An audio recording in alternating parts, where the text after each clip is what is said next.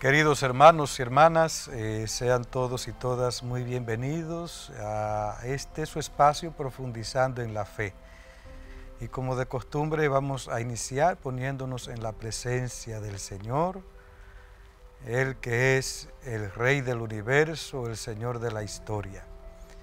Y les invito a orar en este día con la oración del Padre Nuestro, la oración de la fraternidad, la oración en la que nos reconocemos todos hermanos, hijos de un mismo Padre. Padre nuestro que estás en el cielo, santificado sea tu nombre. Venga a nosotros tu reino. Hágase tu voluntad en la tierra como en el cielo. Danos hoy nuestro pan de cada día. Perdona nuestras ofensas, como también nosotros perdonamos a los que nos ofenden. No nos dejes caer en la tentación y líbranos del mal. Gloria al Padre y al Hijo y al Espíritu Santo, como era en el principio, ahora y siempre, por los siglos de los siglos. Amén. Y inmediatamente vamos a pasar a leer y a meditar el texto evangélico de este día, tomado de Marcos 4, 35, 41. Un día al atardecer dijo Jesús a sus discípulos: vamos a la otra orilla. Dejando a la gente, se lo llevaron en barca como estaba. Otras barcas lo acompañaban. Se levantó un fuerte huracán y las olas rompían contra la barca hasta casi llenarla de agua. Él estaba a popa dormido sobre un almohadón. Lo despertaron diciéndole: Maestro, ¿no te importa que nos hundamos? Se puso en pie, increpó al viento y dijo al lago: Silencio, cállate. El viento cesó y vino una gran calma. Él les dijo: ¿por qué son tan cobardes? ¿Aún no tienen fe? Se quedaron espantados y se decían unos a otros: ¿pero quién es este? Hasta el viento y las aguas le obedecen. Palabra del Señor. Gloria a ti, Señor Jesús.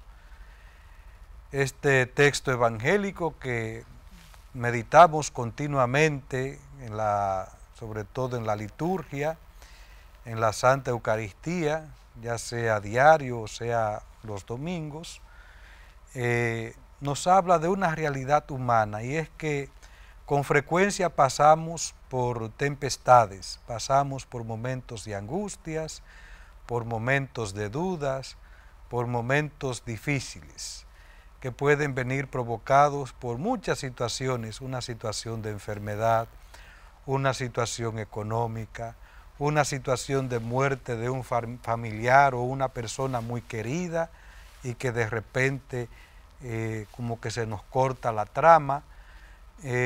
Varias situaciones, cada una distinta, y podemos pensar como que el Señor se ha olvidado de nosotros, el Señor como que nos ha abandonado a nuestra propia suerte, pero no, el Señor siempre está ahí, y por eso hemos de mirar también las situaciones que se nos presentan en la vida, no como desgracias, sino como momentos de gracia. Este fue también un momento de gracia para los discípulos.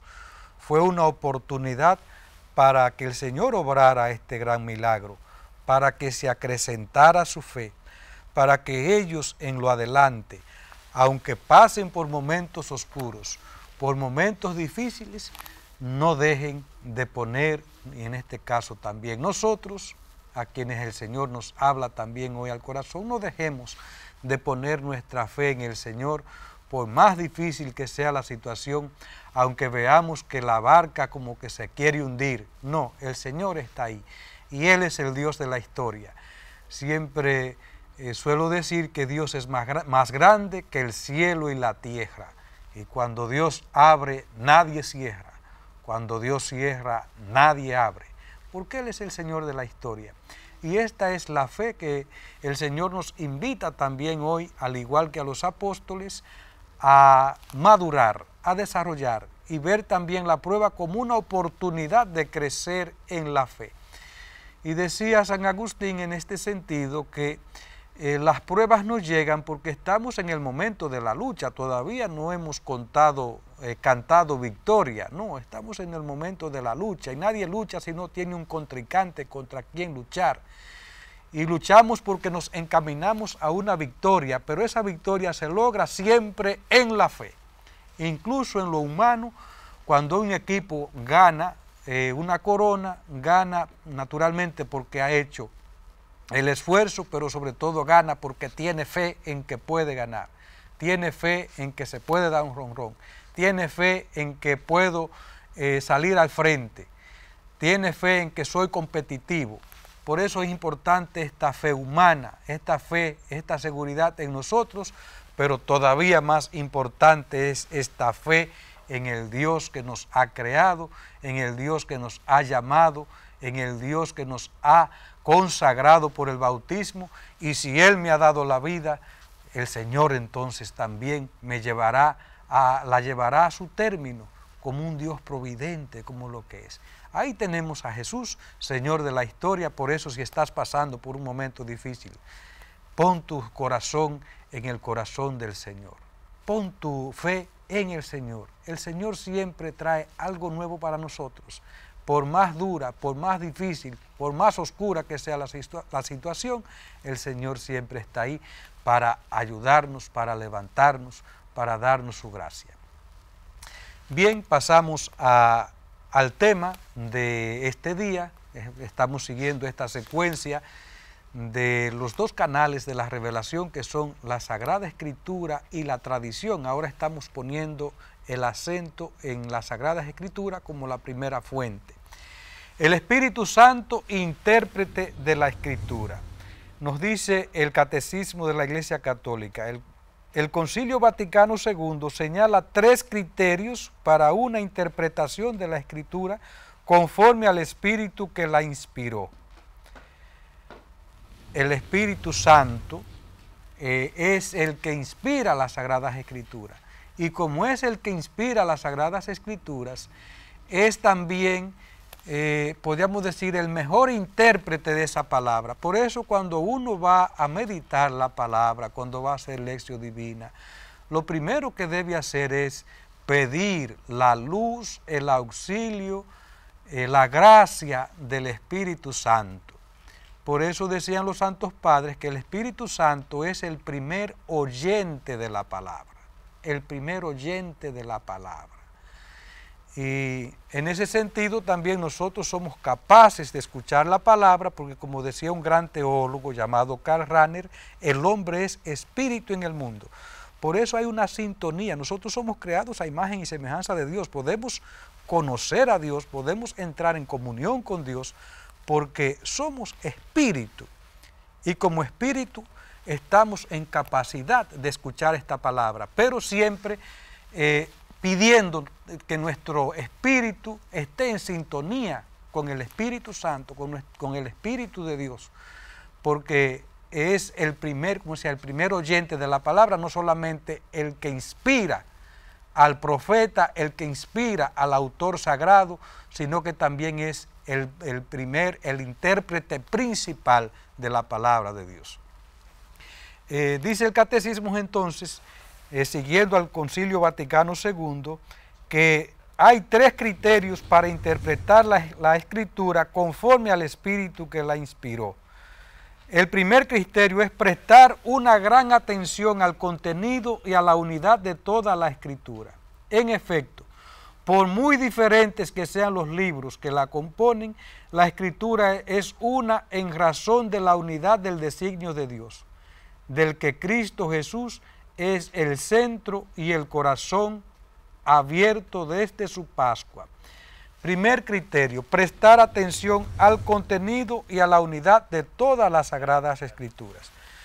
En las Sagradas Escrituras encontramos una diversidad de libros, libros históricos, libros proféticos, salmos, libros apocalípticos. Sin embargo, todos forman una sola unidad, porque es un mismo espíritu el que la inspira, porque es una sola fe la que transmiten. Por tanto, podríamos decir, el sentido completo de la palabra de Dios lo da el contenido, el conjunto de las Sagradas Escrituras. Yo no puedo sacar ningún libro, yo no puedo despreciar ni un solo texto, no puedo interpretar también una frase aislada, no. El contenido de la Sagrada Escritura es uno solo, porque el Espíritu es uno solo, porque tienden todos a Jesucristo, que es la plenitud de la revelación, es podríamos decir, la fuente, el culmen de la divina revelación. Y por eso todo el Antiguo Testamento prepara al Nuevo Testamento, prepara. Y el Nuevo Testamento hace más explícito lo que ya Jesús nos ha revelado en los evangelios, en las palabras, la divina palabra de Dios. Prestar entonces atención a la unidad, al contenido de toda la Sagrada Escritura. De ahí que veamos que siempre, sobre todo los domingos, la primera lectura que se toma siempre del Antiguo Testamento va en total sintonía con el Evangelio, porque es un solo contenido, es una sola fe. Es el mismo Dios el que habló en el Antiguo Testamento y el que ahora habla, podríamos decir, de manera plena en la palabra, en el verbo que es Jesucristo, el Hijo de Dios por naturaleza.